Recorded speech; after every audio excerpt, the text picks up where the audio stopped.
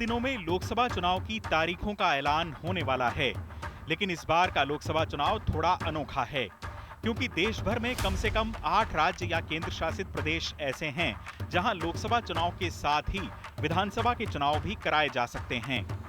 यूं तो पहले भी लोकसभा चुनाव के साथ कुछ राज्यों के चुनाव हुए हैं, लेकिन इस बार ये संख्या ज्यादा है। सरकार और चुनाव आयोग के सूत्र बताते हैं कि हरियाणा जैसे राज्यों में जहां यूं भी विधानसभा का कार्यकाल इसी साल खत्म हो रहा है, लोकसभा चुनाव के साथ ही विधानसभा के चुनाव भी कराए जा सकते हैं।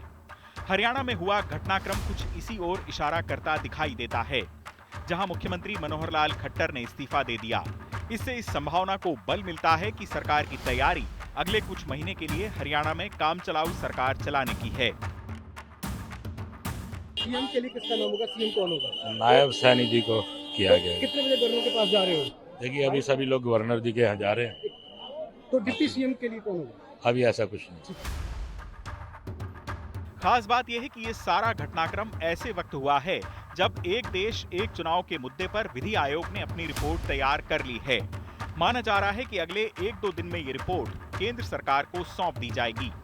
सूत्रों के मुताबिक विधि आयोग इस मामले में संविधान संशोधन की सिफारिश करने जा रहा है। आयोग अगले 5 सालों में विधानसभाओं के कार्यकाल को समकालिक करने के तौर तरीकों की अनुशंसा भी कर सकता है। इसके लिए विधानसभाओं की अवधि को कुछ महीनों जैसे 3 या 6 महीने के लिए घटाना बढ़ाना पड़ेगा। रिपोर्ट में वो कदम सुझाए जाएंगे कि किस तरह साल 2029 के बीच तक देश में लोकसभा, राज्य विधानसभाओं और स्थानीय निकायों के चुनाव एक साथ कराए जा सकते हैं।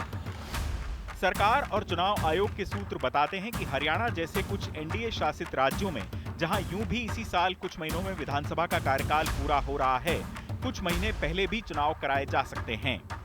दरअसल देश भर में एक देश एक चुनाव नीति की प्रतिष्ठा स्थापित की जानी है, जिसकी भूमिका कई स्तरों पर लिखे जाने की तैयारी हो रही है।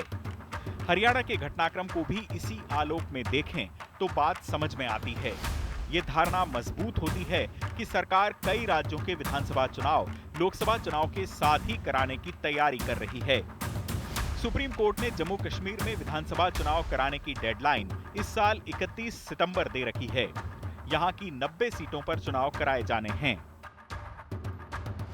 असेंबली इलेक्शन कितना फेवर है? अरे हम 7 साल से उम्मीद लगाए बैठे हैं कि असेंबली इलेक्शन हो, तो अब उम्मीद है कि पार्लियामेंट की फौरी 1-8 महीने के बाद इलेक्शन होने चाहिए। अब ये मेरे ख्याल में अब ज्यादा इंतजार जम्मू कश्मीर की आवाम नहीं कर सकती। महाराष्ट्र और झारखंड जैसे राज्यों में भी विधानसभा के चुनाव इसी साल सितंबर से दिसंबर के आसपास कराए जाने हैं। यानी मुमकिन है इन राज्यों में से कुछ के विधानसभा चुनाव लोकसभा चुनाव के साथ ही करा दिए जाएं, ताकि आने वाले वक्त में लोकसभा और विधानसभा के चुनाव एक साथ कराने के फायदे गिनाए जा सकें, जिनमें एक बड़ा फायदा धन की बचत का है। हालांकि एक देश एक चुनाव के मसले पर विपक्ष के पुरजोर विरोध के बीच ये देखना दिलचस्प होगा कि सरकार इसको अमली जामा कैसे पहना पाती है। दिल्ली से संजय शर्मा के साथ चुनाव आज तक।